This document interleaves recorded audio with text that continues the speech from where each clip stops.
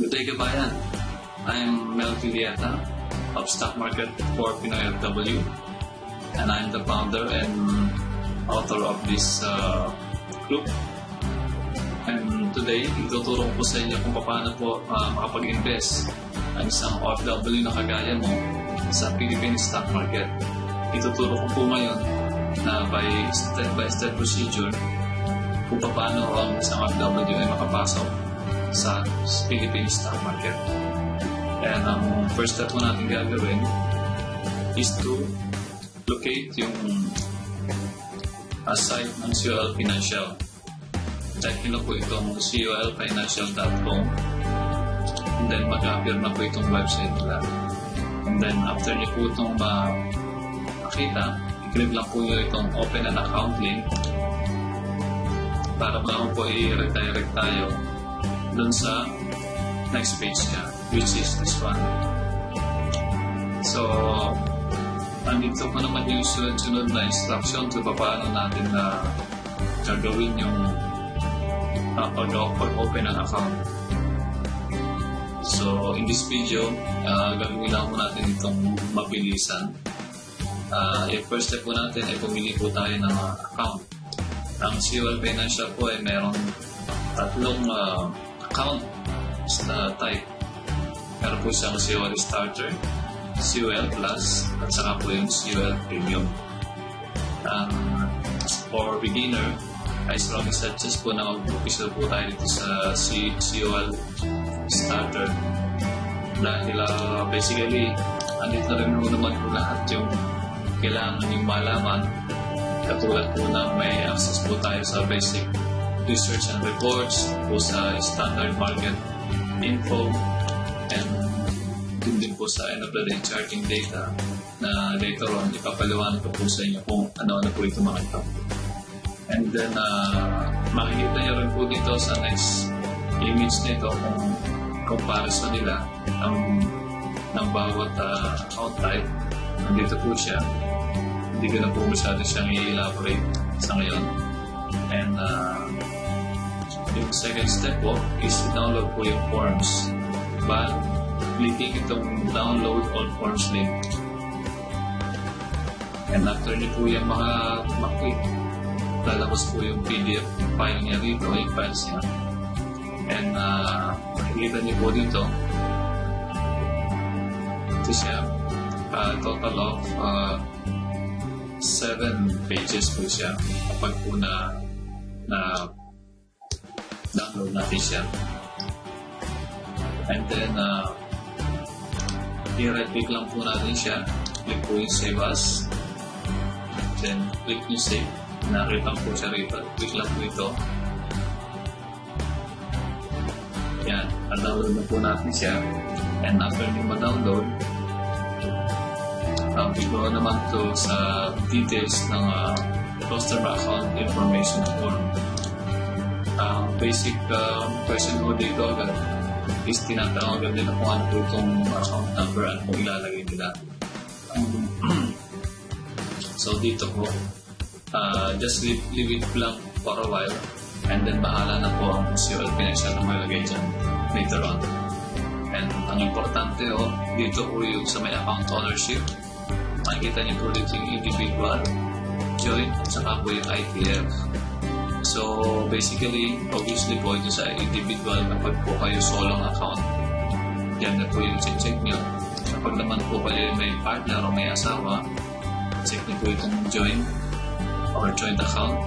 And kapag naman po kayo meron kayong anak na gustong ipasok sa stock market, pwede nyo po siyang ilagay dito sa interest fund or sa ITF account na kayo po at tatay yung guidance ng bata. And the next, makikita niyo po dito yung mga basic info. Yan.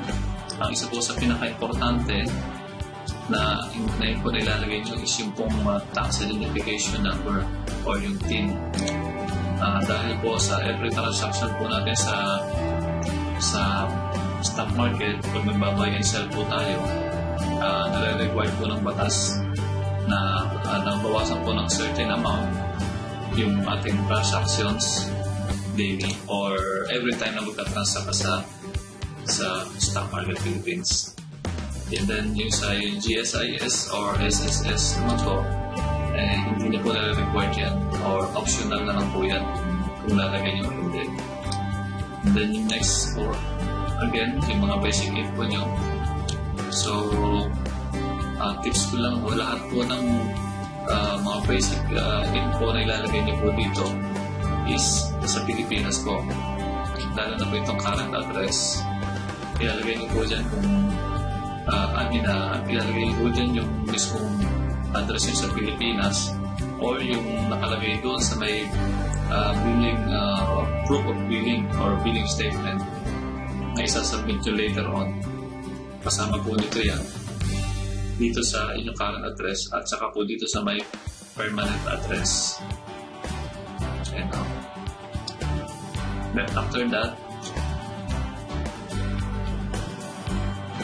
dito na po sa civil status, ganun din, ilagay nyo kung single kayo, check nyo ito, kung married kayo, check nyo rin ito.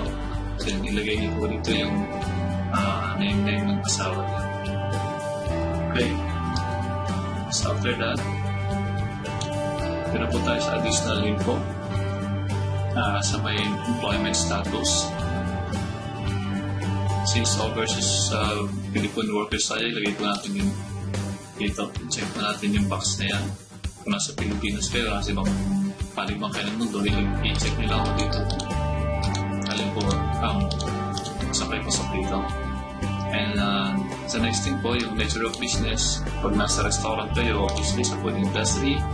Pag naman po mga nasa band kayo, sa entertainment, nasa bako, or nasa office, ilagay nyo lang po nyo dyan. I-check nyo lang yan. And then after that, yung business number ng office nyo. And then yung address. And of course, yung location po kung nasa saan kayo panig ng mundo. Ilagay nyo lang po dito sa others. Type nyo lang po dyan yan. And then yung preferred mailing address, in case na may papadala sa inyong form or kung ano man sa Zero Financial, ilagay nyo dito sa home nyo para directly nyo nang makukuha. And then next naman sa may disclosures, kadalasan naman po dito yung mga tanong dito is regarding po nakapag-transact na kayo before sa Philippine Stock Market or may dati na kayong account sa COL Financial. So obviously, kapag newbie ka o beginner, wala pa ho, lahat ng sagot dito is no. And next, sa may profiling naman ng clients, nakalagay po dito kung magkano yung assets nyo, yung net worth nyo, annual income, source of income, mostly salary, investment experience, kung meron na. Kung wala naman, ilagay lang po nyo yung na. Kung meron na, okay pa siya, good or extensive. Sa investment objective naman, maglalagay po kayo dito ng 1, 2, 3, 4, 1 to 4, depende kung ano yung pinaprioritize nyo, bakit kayo nag-invest dito sa Philippine stock market. So like, ilagay mo na ko number 1 to, number 2, 3, or 4, depende po sa inyo. Randomize lang po yan. And then dito naman, sa bank account details natin sa Pinas, kung ano yung hawak nyo, mostly yung mga bangko na may sasuggest ko is yung BPI, Metrobank, or yung BTO. Dahil isa po yung mga banks na naka-affiliate kaya COL Financial. So ilagay nyo lang po dito yung name of bank, yung branch niya, at saka yung account number.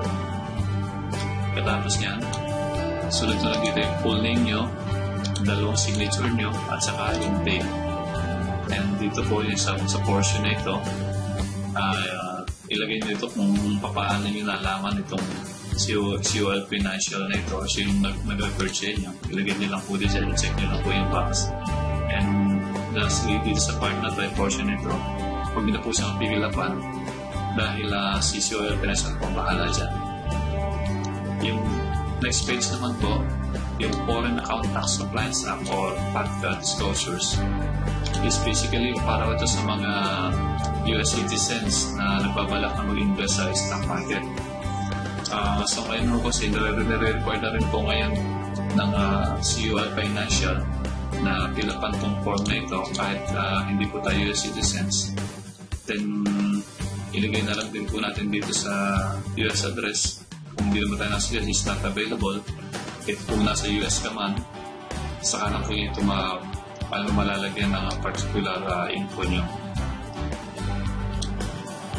And then, susunod din, meron din po siyang 7 questionnaires na answerable by yes or no.